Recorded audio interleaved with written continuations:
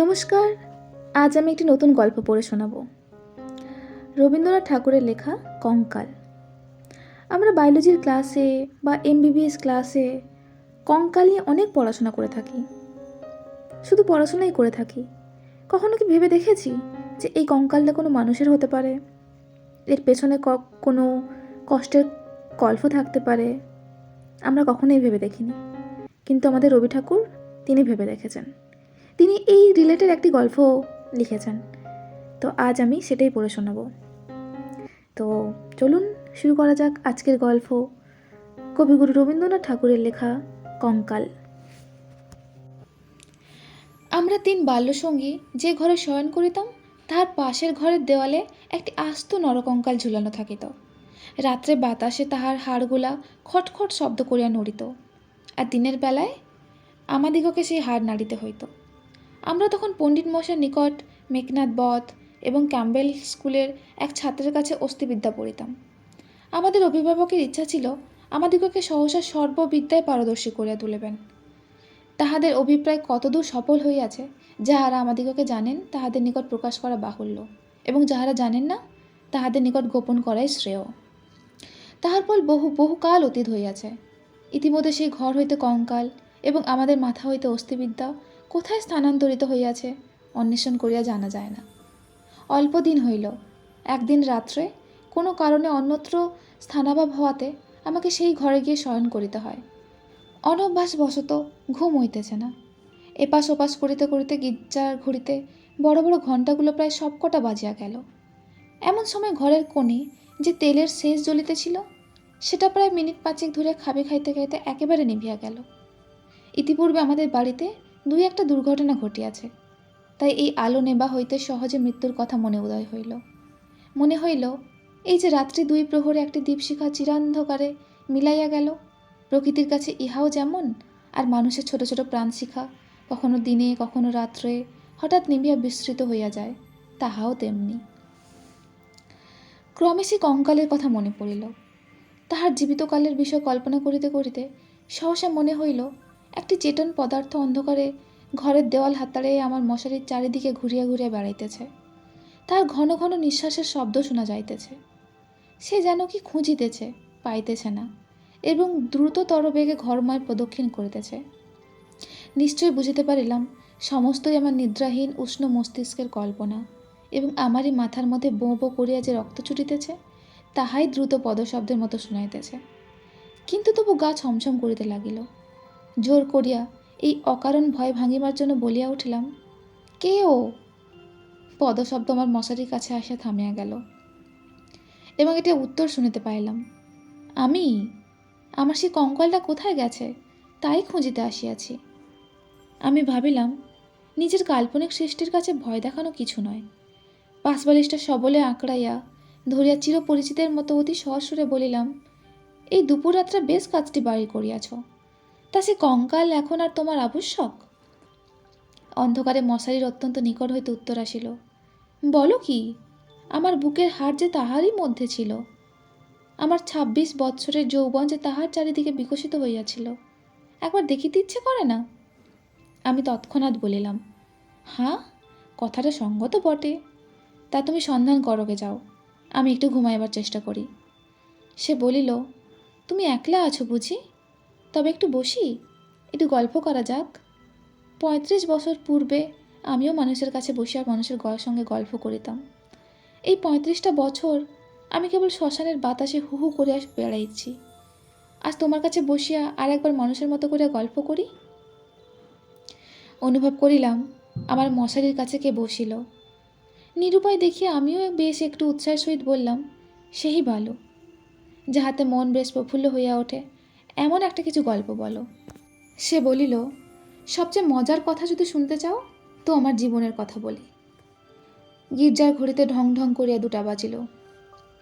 সে বলিতে লাগিল, যখন মানুষ ছিলাম এবং ছোট ছিলাম তখন এক ব্যক্তিকে জমের মতো ভয় করিতাম। তিনি আমার স্বামী। মাছকে বড়শি দেয়া ধরিলে তাহার যেমন মনে হয় আমারও সেইরূপ মনে হইত। অর্থাৎ কোনো এক সম্পূর্ণ অপরিচিত জীব যেন বড়শিতে গাঁথিয়া আমাকে আমার স্নিগ্ধ গভীর জন্ম জলাশয় হইতে টান মারিয়া ছিনিয়া লইয়া যাইতেছে। কিছুতে তাহার হাত হইতে আমার পরিত্রাণ নাই। বিবাহের 2 মাস পরেই আমার স্বামীর মৃত্যু হইল এবং আমার আত্মীয় স্বজনেরা আমার হইতে অনেক বিলাপ পরিতাপ করিলেন। আমার শ্বশুর অনেকগুলি লক্ষণ মিলাইয়া দেখিয়া শাশুড়িকে কহিলেন, শাস্ত্রে যাহাকে বিষকন্যা বলে এই মেয়েটি তাই। সে কথা আমার স্পষ্ট মনে আছে। শুনিতেছ কেমন লাগিতেছে? আমি বলিলাম, বেশ, গল্পের আরম্ভটি বেশ মজার। ও বলল, তবে শোনো। আনন্দে বাপের বাড়ি ফিরিয়া আসিলাম। ক্রমে বয়স বাড়িতে লাগিল। লোকে আমার কাছে লুকাইতে চেষ্টা করিত, কিন্তু আমি নিজে বেশ জানিতাম আমার মতো রূপসী এমন যেখানে সেখানে পাওয়া যায় না। তোমার কি মনে হয়? আমি বলিলাম, খুব সম্ভব, কিন্তু আমি তোমাকে কখনো দেখি নাই। সে বলিল, দেখো নাই? কেন, আমার সেই কঙ্কাল? হি হি হি হি। আমি ঠাট্টা করিতেছি। তোমার কাছে কি করিয়া প্রমাণ করিব? সেই দুটো শূন্য চক্ষু কোটরের মধ্যে বড় বড় টানা দুটি কালো চোখ ছিল। রাঙা ঠোঁটের ওপরে যে মৃদু হাসিটুকু মাখানো ছিল, এখনকার অনাবৃত দন্তসার বিকট হাস্যের সঙ্গে তার কোনো তুলনাই হয় না। এবং সেই কয়খানা দীর্ঘ শুষ্ক অস্থিখণ্ডের ওপর এত লালিত্য, এত লাবণ্য, যৌবনের এত কঠিন কোমল নিটোল পরিপূর্ণতা প্রতিদিন প্রস্ফুটিত হইয়া উঠিতেছিল। তোমাকে তাহা বলিতে গেলে হাসি পায় এবং রাগও ধরে। আমার সেই শরীর হইতে অস্থিবিদ্যা শেখা যাইতে পারে, তাহা তখনকার বড় বড় ডাক্তারেরাও বিশ্বাস করিত না। আমি জানি একজন ডাক্তার তাহার কোনো বিশেষ বন্ধুর কাছে আমাকে কনক চাপা বলিয়াছিলেন।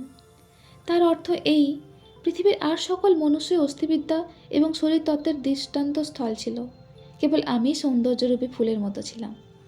কনক চাপার মধ্যে কি একটা কঙ্কাল আছে। আমি যখন চলিতাম তখন আপনি বুঝিতে পারিতাম যে একখণ্ড হীরা নড়াইলে তাহার চারিদিক হইতে যেমন আলো ঝিকমিক করিয়া ওঠে, আমার দেহের প্রত্যেক গতিতে তেমনি সৌন্দর্যের ভঙ্গি নানা স্বাভাবিক হিল্লোলে চারিদিকে ভাঙিয়া পড়িত। আমি মাঝে মাঝে অনেকক্ষণ ধরিয়া নিজের হাত দুখানি দেখিতাম। পৃথিবীর সমস্ত উদ্ধত্ত পুরুষের মুখে রাস লাগাইয়া মধুরভাবে বাগাইতে ধরিতে পারি, এমনই 2খানি হাত। সুভদ্রা যখন অর্জুনকে লইয়া দৃপ্ত ভঙ্গিতে আপনার বিজয়রথ পিস্মিত 3 লোকের মধ্যে দিয়া চালাইয়া লইয়া গিয়েছিলেন, তাহার বোধ করে এইরূপ 2খানি অস্থূল সুডল বাহু, আরক্ত করতল এবং লাবণ্য শিখার মতো অঙ্গুলি ছিল। কিন্তু আমার সেই নির্লজ্জ নিবারণ ভাব, চিরবিদ্ধ কঙ্কাল তোমার কাছে আমার নামে মিথ্যা সাক্ষ্য দিয়াছে। আমি তখন নিরুপায় নিরুত্তর ছিলাম। এর জন্য পৃথিবীর সবচেয়ে তোমার ওপর আমার বেশি রাগ। ইচ্ছে করে আমার সেই 16 বৎসরের জীবন্ত যৌবন তাপে উত্তপ্ত আরক্তিম রূপখানি একবার তোমার চোখের সামনে দাঁড় করাই।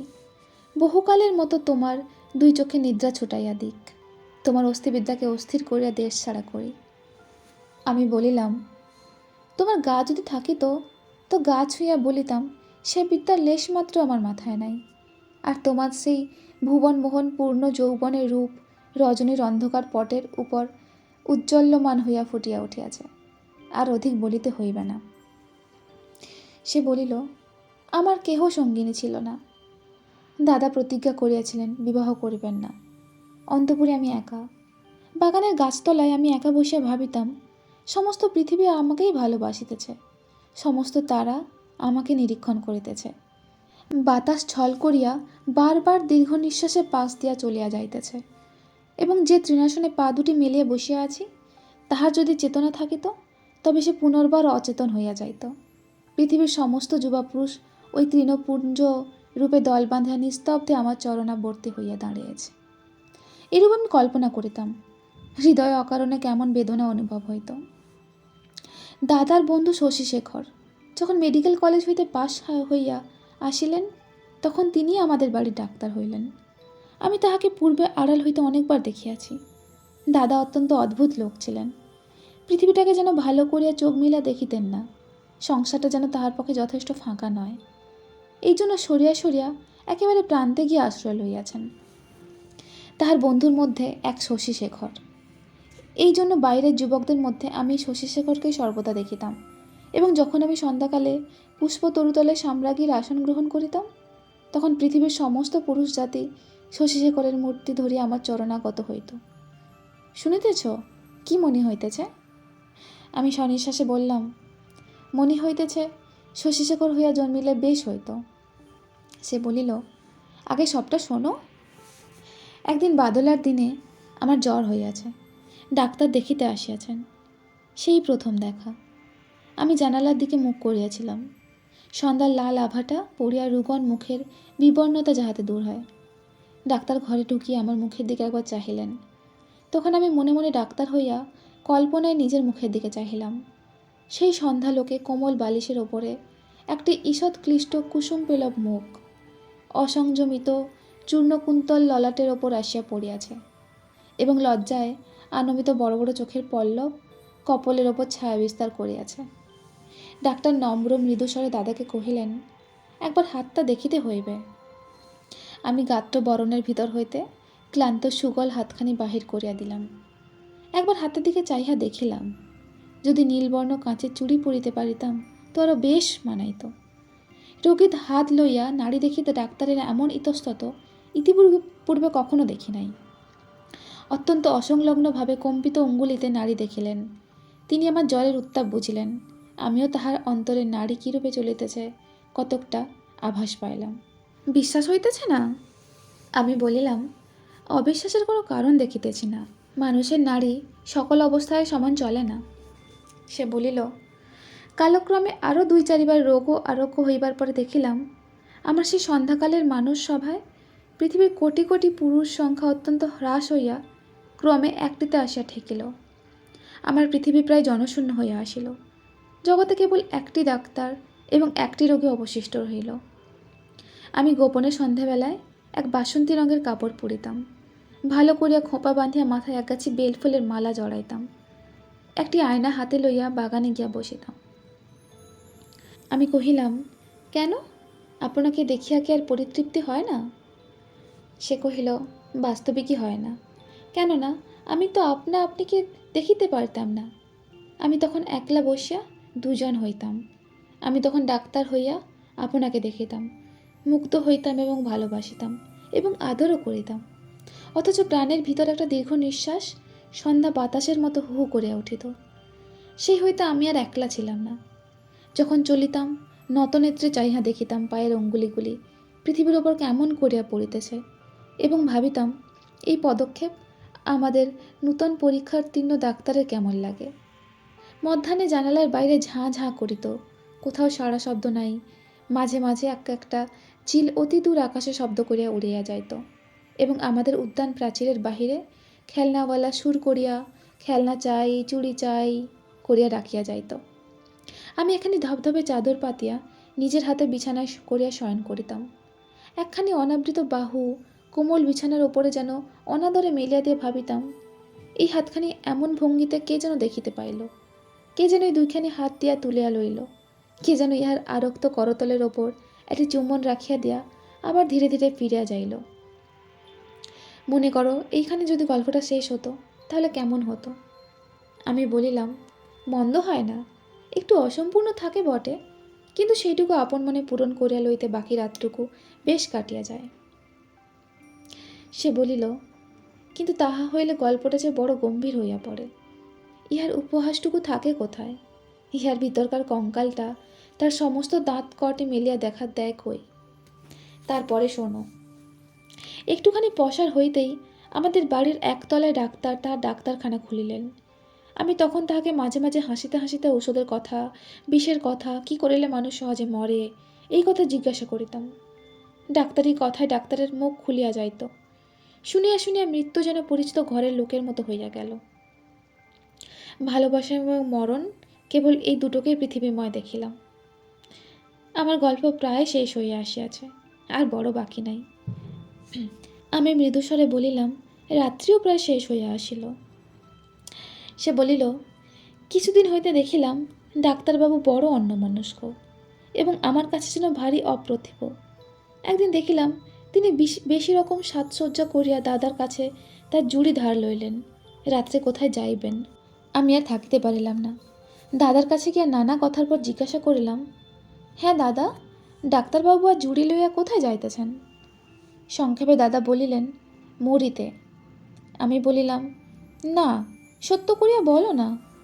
তিনি পূর্বাপেক্ষা কিঞ্চিৎ খোলসা করিয়া বলিলেন, বিবাহ করিতে। আমি বলিলাম, সত্য নাকি বলিয়া অনেক হাসিতে লাগিলাম।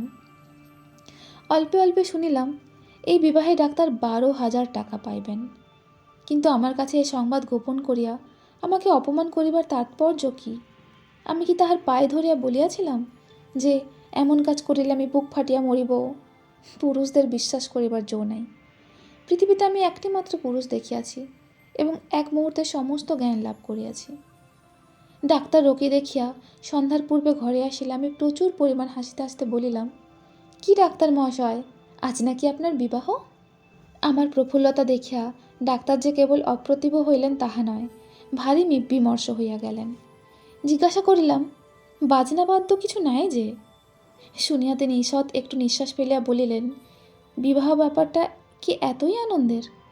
শুনিয়া আমি হাসিয়া অস্থির হইয়া গেলাম। এমন কথাও তো কখনো শুনি নাই। আমি বলিলাম, সে হইবে না, বাজনা চাই, আলো চাই। দাদাকে এমনই ব্যস্ত করিয়া তুলিলাম যে দাদা তখন রীতিমতো উৎসবের আয়োজনে প্রবৃত্ত হইলেন। আমি কেবলই গল্প করিতে লাগিলাম। বধূ ঘরে আসিলে কি হইবে, কি করিব?